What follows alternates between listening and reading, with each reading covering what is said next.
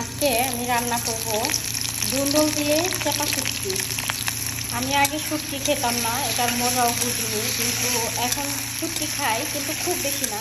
তবে যে চাপা শুটকি যদি ধুন্দুল দিয়ে রান্না হয় সেটা আমার কাছে অনেক বেশি ভালো লাগে খেতে। তো আমি কিভাবে রান্না করি সেটাই আপনাদের সাথে আজকে শেয়ার করব। অবশ্যই ভিডিওটি ভালো লাগবে আশা করছি।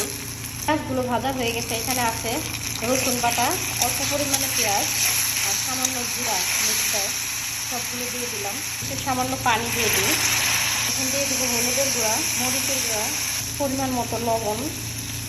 ধুয়ে রাখা শুটকিগুলো দিয়ে দেবো। এখানে দুই ধরনের শুটকি নিয়েছি আমি, বাঁশপাতা চাপা আর শুটকি চাপা। কাঁচামরিচ দিয়ে দিব। শুটকি কষানো হয়ে গেছে, এবার দিয়ে দেবো কেটে ধুয়ে রাখা ধুন্দুল।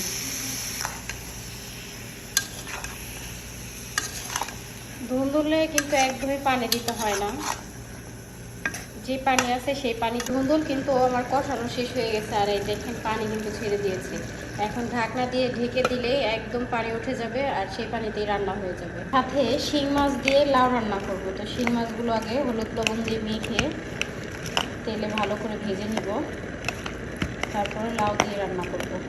গরম হয়ে গেছে, এবার মাছগুলো দিয়ে দিব।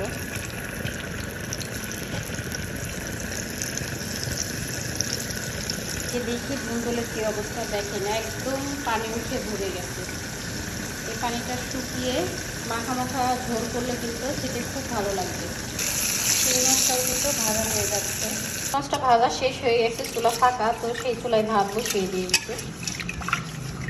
এক চুলায় ভাত হতে থাক, আর এক চুলায় কিন্তু শিং মাছ ভাজা হয়ে গেছে। এখন ধুন্দুল দিয়ে শুটকিটাও কিন্তু রান্না হয়ে গেছে প্রায়, এখন নামিয়ে নিব।